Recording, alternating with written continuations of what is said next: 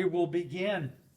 So we have been looking at the Tower of Babel as a template, and we've been looking at, metaphorically speaking, the bricks. A couple of weeks ago, we looked at the cell phone, and we looked at all the different ways that they're tracking. I just discovered that my watch has a compass built into it, and I can set a point like where my car is at a parking garage or whatever, and wherever I am on the earth, I can hit that, and it'll take me back there to that spot. That's really cool and useful, but what else does that tell you? They know right where you're at. Down to the meter. Yes. And so we looked at that for a couple of weeks, and we looked at some other things. We're continuing to look at this in this same context because we haven't seen it all yet. And this Tower of Babel is such a picture of our time because something is off about it. We're going to look at that. I thought this was interesting. This actually happened, I think it was last year. But it illustrates we came through the COVID period in which what they said was real wasn't real. So the New York State Supreme Court has determined that all New York City employees terminated for not getting vaccinated must be reinstated with back pay. The court stated that vaccination does not prevent an individual from contracting or spreading COVID-19. Okay. What's real? What's not real? So we're looking at the evil sleight of hand that's going on around us. Not only is that brick not real, all the bricks are not real. We'll talk about that as we go. In Matthew 24:4, there's a verse that we've hammered on, but I want you to see it for all that it's worth. Jesus giving his disciples a private briefing about the end times, about what it would be like just before he comes back. Jesus answered first up before he tells them anything else. So this is the order of first magnitude of importance. Take heed that no man deceive you. For many shall come in my name, saying, I am Christ, and shall deceive many. Now, y'all have heard us talk about that so much that you could probably quote that from memory if you tried. But I want you to pay attention. Jesus considers it to be on the order of the first magnitude of importance that deception is going to be the rule of the day. Amen. Not today, but that day, the tribulation period. Well, we're learning how to do it now. Yep. So from last week, here's what we looked at as we ended up. The lie in 2 Thessalonians 2. God's going to send them a strong delusion that they should believe the lie. Well, what's that lie? We talked about, many people, and I, for most all of my Christian ministry, have believed that it was the explanation the devil would give for where all these people went in the rapture. I believe that's a big deal. The devil's going to have an answer, and the people are going to be given delusion to believe that lie, but it's so much more. And that's what we talked about last week. Science, medicine, what's a man, what's a woman, all of those things aren't real. They're not real in that world that's coming. So, I want to introduce you to something that I'm sure you've never heard of. I'd never heard of it, and yet it's really interesting. The uncanny valley. Anybody here ever heard of the uncanny valley? Never been to the uncanny? Well, yeah, you've been to the uncanny. You just didn't know it. It refers to the unsettling feeling people experience when a humanoid, robot, character, or animation looks and behaves almost but not quite human. This concept, first introduced by roboticist Masahiro Mori in 1970, suggested that as a robot or digital character becomes more human, people's emotional responses become intensively increasingly positive until a certain point. When the likeness becomes very close to human, but with subtle imperfections or unnatural movements, it triggers discomfort or eeriness. This dip in emotional response is called the uncanny valley. So you know what it means. Something's uncanny. Something's uncanny. Doesn't feel right. It's a valley, okay? Now, if you have not discovered the Y files, anybody here discovered the Y files on YouTube? You should go check out the Y files. Very educational, really good. It's worth your time. The Y files, W-H-Y files, the Y files. So here's this guy who does the Y files, and I hope this doesn't get me taken down off of YouTube for presenting some YouTube because I ripped this off. But you want to pay attention to the fish. Hecklefish is his name, and he's a hoot. Oh, so the wife and I are watching Christmas Chronicles with Kurt Russell as a singing Santa, right? We're having a good time. Then the movie introduced something truly terrifying. Elves. That was it. Movie night was over. I couldn't watch anymore. I was done. Oh, here we go. What's your problem with elves, Gimli? Well, the problem is that the elves looked almost real, but not quite. Almost natural, but not quite. And it was upsetting. I mean, haven't you ever seen an animation and felt a little bit creeped out? I'm looking at you, Polar Express. Well? Or have you ever seen a mannequin or a robot or even a wax dummy that was very lifelike, but still looked wrong? Sounds like you're describing a Silicon Valley CEO. Robotic and lifelike, but not human? Yep. To the point where it's uncomfortable even looking at them, much less being around them? Uh-huh. Yep. They're awkward to watch. I think we've been going now for just under 2 hours. This anxiety is called uncanny valley, and everyone experiences it, though some of us are less tolerant than others. Oh, let me guess. You're not very tolerant. You are correct. I am very susceptible to uncanny valley, and I'm not alone. Let's find out why. Engineers are very aware of uncanny valley, so they work hard to avoid it. Take Asimo, the Honda-designed upright android.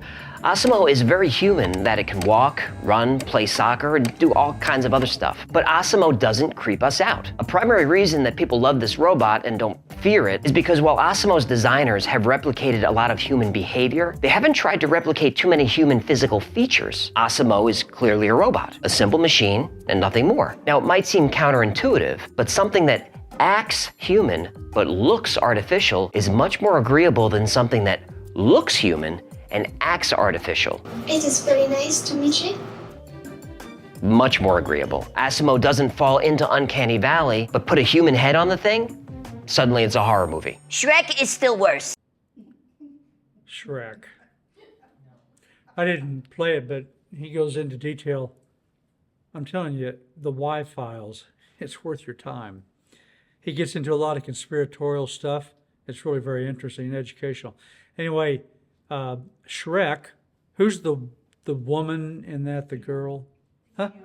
Fiona. When they first did that, she was so human-like that the people that they had watch it, it freaked them out. And they had to make her less human-like to be acceptable. So this is a real thing. And I believe it is what we're coming to in this world, because it is all not real, but we're being told that's what reality is. And it is uncanny. Caption. So you've got all of these different circus people. I'm sorry I have to let you go, but you're just not freaks anymore. Right? That's funny because it's real. Unreality is shaping up quite oddly around us in the world. Think about it. And I'm not going to back off from this because I believe it with all my heart. To vote for Kamala Harris is to vote for evil. Absolutely. It's not just the other party. You're voting for evil. Absolutely. And if you think Donald Trump is not without his flaws, welcome to the club. Right? To vote for Kamala is undeniably, and for the Christian, there's no real decision there. It's made. Yet, half this country is going to vote for her. So, unreality is a thing that is accepted by half of the people in this country. Unreality of life. Jesus answered and said unto them, take heed that no man deceive you. I keep hammering on this because people are trying to deceive us. And during the tribulation, they're going to be deceived. For many shall come to my name. And a couple of years ago, I actually listed for you and showed you the modern day prophets who claimed to be Christ and had a following. It's a real thing. I am Christ and shall deceive many. So the Tower of Babel. It's a template. It's a symbolic picture of what's shaping up. What was in the Tower of Babel before is going to become the Tower of Babel spiritually in the end times. A unified government, a one-world religion, a one-world economic system. It's not based on reality. Is the religion during the tribulation going to be based on reality? No. So money. What's money? I got a kick out of, a couple of years ago, they were talking about Bitcoin, and a guy was appearing before Congress and answering for it, and somebody was lambasting him because they said, it could be used for nefarious deeds. And his response was simple, yeah, like dollars never got used for anything illegal. Well, what's money? What's a dollar bill? It's only what it is because we have been convinced to buy into that reality. It's not real. It is only what's been conjured up, to use the word of the season. And we've all bought into it. That's the only reason why it hasn't any value, is because we've all bought into it. Yeah, I'll value this thing for you, and you value it for me, and so we can exchange. But it's not real. And Bitcoin, even the more, isn't real. It's all just bits on the computer screen. Everything is being distorted. And in a digital world, that's way easier to distort things.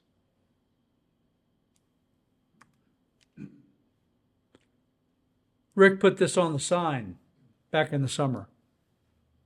Moral confusion, sexual confusion, gender confusion. Who's the author of confusion?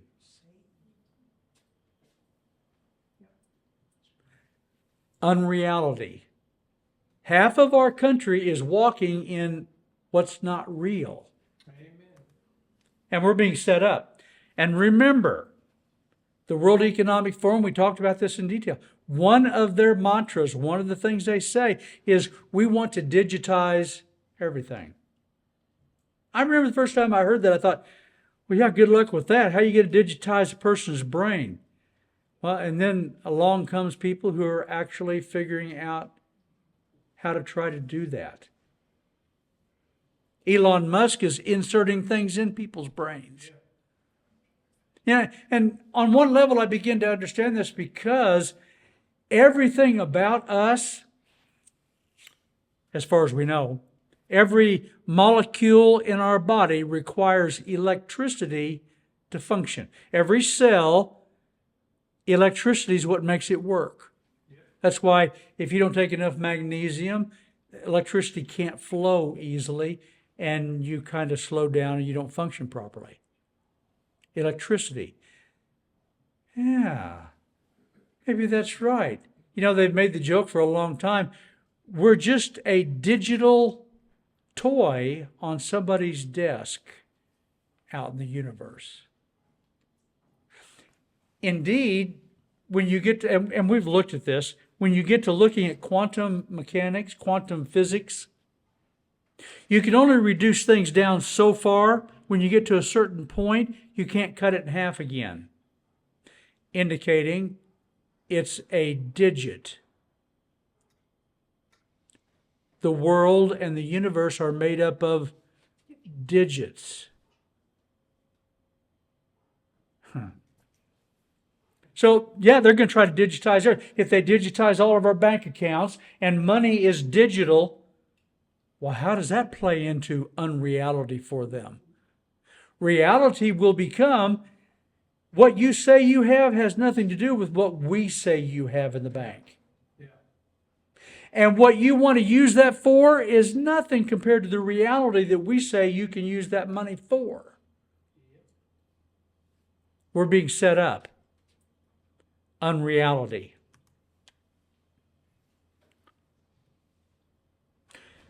UN report on violence against women in women's sports. This kind of blew my mind. It just came out. I saw it today. And you wouldn't expect the UN to actually say anything that made sense or was right, but they did. So let's go look at that. They made a mistake. Yeah, they made a mistake.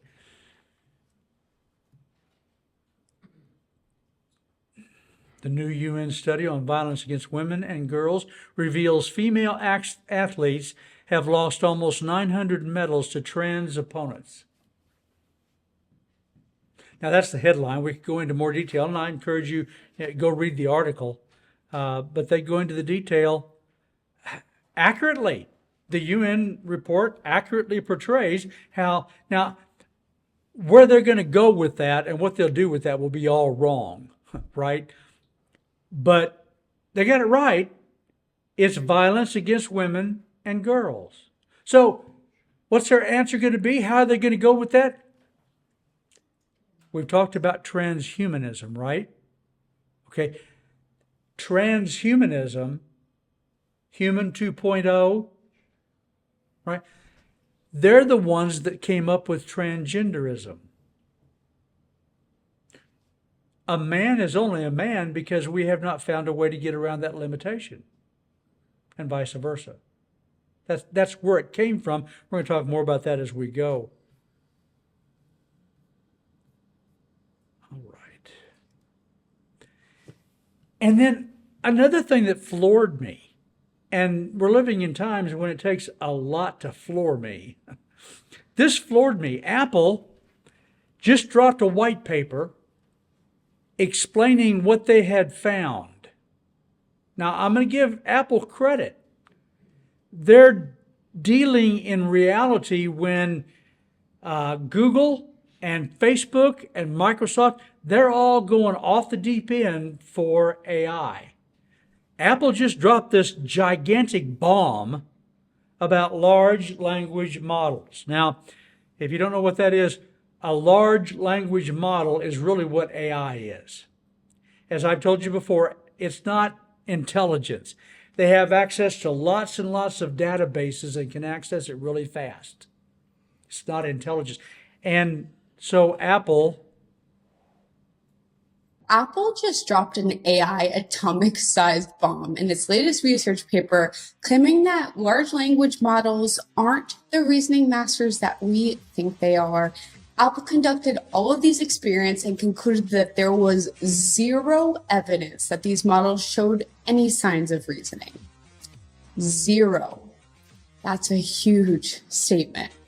Rather, they believe that instead of using true logic, LLMs seem to severely rely on pattern recognition. Consensus was the next big challenge for the AI industry to actually achieve AGI is to build models that move beyond pattern recognition and demonstrates true logical reasoning.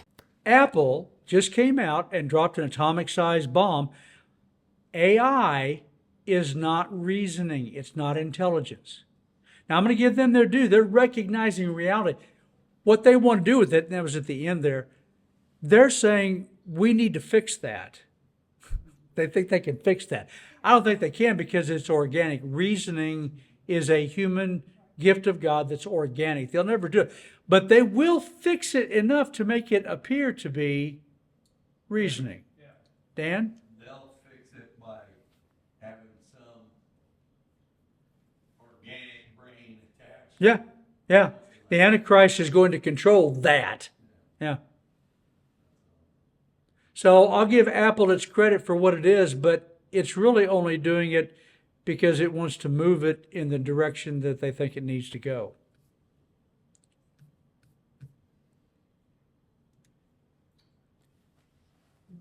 You remember?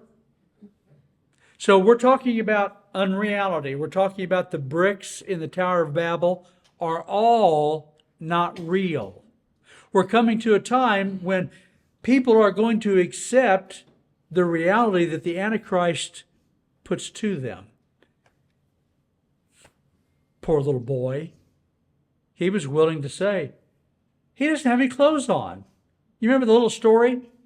Hans Christian Andersen's story about the emperor who was arrogant and walked among the people naked and had been convinced by somebody that these were the emperor's new clothes. One little boy said, he's not wearing anything. What's that going to get somebody when they say that during the tribulation?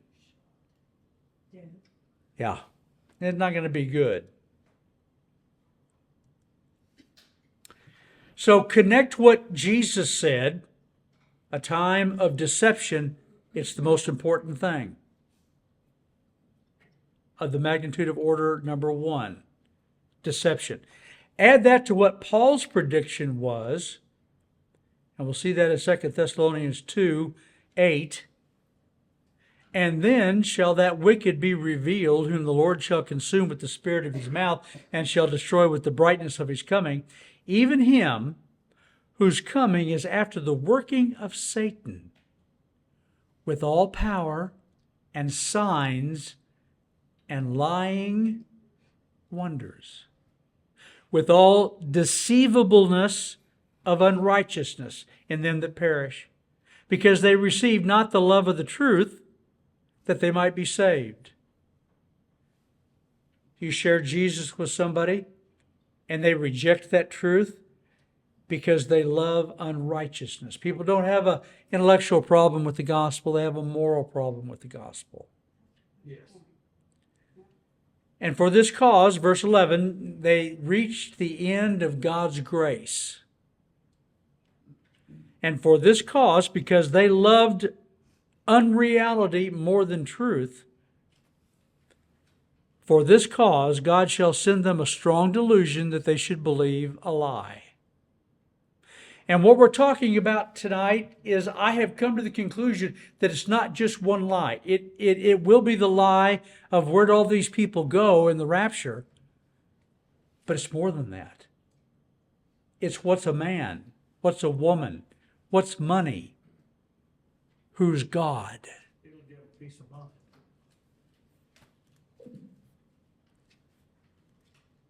So if you add in verse 4, this is comically sad. Verse 4, talking about the Antichrist, who opposeth and exalteth himself. Now, I don't even understand what that means. I'm not sure I'm supposed to. He's opposing himself. Isn't that what an insane person does? And Satan is insane. Genius, off the charts genius, but he's insane. He's going to oppose and exalt himself above all that is called God or that is worshipped, so that he as God sitteth in the temple of God, showing himself that he's God? Insane's the only way I know to describe that. And yet that's what the prediction is. So Jesus said deception was going to be a very real danger. Paul said God was going to give them over to the lie and all the lies, the whole unreality. So the original Tower of Babel was made of brick instead of stone. That's not an accident. What is brick? Man-made. What is stone? God-made. What is permanent? Stone. What eventually falls apart? Brick. Anything man makes. Yeah, you go to Egypt and you see what's called the step pyramid. It's the pyramid, you probably remember, it's kind of falling apart, you know. And that's because I guess they made the brick bad. They didn't make it out of good enough stuff. The other are still standing. But at any rate, it is all not real. Add in one more data point. So what Jesus said, what Paul predicted the Antichrist would do about reality, but let's add in Genesis 3:5 all the way back to the beginning. Satan says to Eve, she had said reality. She'd spoken what God said. That's reality. In the day that you eat thereof, you shall die. Okay. Satan inserts his truth. For God doth know that in the day that ye eat thereof, then your eyes shall be opened, and ye shall be as gods, knowing good and evil. I think there's more to being God than just knowing good from evil. That's a part of being sentient, of being aware, but the devil convinces Eve with what is not real. And she eats it. She was operating within an understanding that was not real. And it bit her. Wow, I made a pun. So, enter transhuman Savior. You don't know it. We've talked some about transhumanism, Human 2.0, where we're able to take humanity to a better place. There are people in Silicon Valley who believe that is the solution for humanity's problem. And they're working fast and furious on it. And they actually talk about it in terms of transhumanism is going to save humanity. That's how they talk about it. Silicon Valley search for immortality. Apple is all in with their health data. I've shared with you the first thing I do when I get up in the morning is I kiss Judy, and then I look at my health data. I guess I can't lie about that anymore because she's sitting here. Guess I'll have to kiss her in the morning, won't I? So I look at what my resting heart rate was all night because I'm told by the doctors that's the number one indicator of health. Far and beyond everything. What is your resting heart rate? And then I look at what my heart rate variability is. The next one to that, according to the experts, your length of life on this earth is determined by how far the beat is from one beat to the next, the variability. The longer it is, the better it is, the more health, the less your heart's having to work. Now, here's my point. Apple is so all in for this health data. How do I say this? They think living forever is the goal. And you need to live long enough so that you can wait for them to get the answers to digitize everything. If we can stay healthy long enough, we can have new cures, allowing us to ultimately digitize us and live on via AI, robotics, and all of that. We can challenge the reality the Creator gave us, right? This is reality. We can challenge that for a better one. The reality that God has given us, we live for one lifetime and we die. And of course, we know all that. If you die in Christ, that's only the beginning. If you die without Christ, it's still only the beginning. Sadly. The only thing they have to do is accept Jesus Christ and they live forever. Yeah, well, they're going to live forever anyway. Yeah, well. In their minds. Yeah, you got a point. A bad point. Just not on the good side. Yeah, exactly. Yeah, that's what they don't want to accept. Their best hope is when they die, they cease to exist. Yeah, lake and fire. Yeah, that's not. So, bricks for stone, as we have talked. Computational neuroscientist Anders Sandberg endorses transhumanism on the grounds of human rights and freedoms. Sandberg argues that this right, in some sense, underlies the right to life, greater than the right to life, because death thwarts the possibility of happiness. Sandberg therefore adopts two underlying views. Now, he said a lot more, and you can find what he wrote, and you can go. I just pulled some snippets. Two underlying views. The expressive individualistic view that individual humans are their own gods who must define their own truths, identities, and destinies. The therapeutic view, second one, life's highest priority is happiness. Okay, so if that's the highest priority, then everything we can do to take us to human 2.0 so we can be happy, that's the goal of life. Because different people conceive of happiness differently. Individuals, now watch this. I'm telling you, transgenderism, and all of that junk comes from these people sitting around thinking about this. Because different people conceive of happiness differently, individuals should be free by this thinking to follow whatever vision of happiness they choose without infringing on others' same right. Sounds like they sit around and have a round table with Satan. Oh, they do. I'm sure that Satan's right there in the midst of them. Ronald Cole Turner is a Christian transhumanist. Always gotta be someone. It's 8 o'clock, so I'm just going to have to summarize it real quickly. He says, everything we can think to do to help evolution along and bring about our happiness is actually God doing that through us. He gave us the ability to do that. That's how they justify whatever they want to do.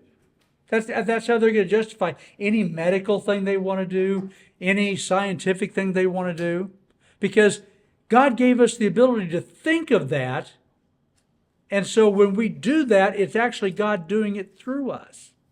Now, I'll close with this. There's an old saying, it's not original with me. It's true, though. Just because you can do something doesn't mean you should.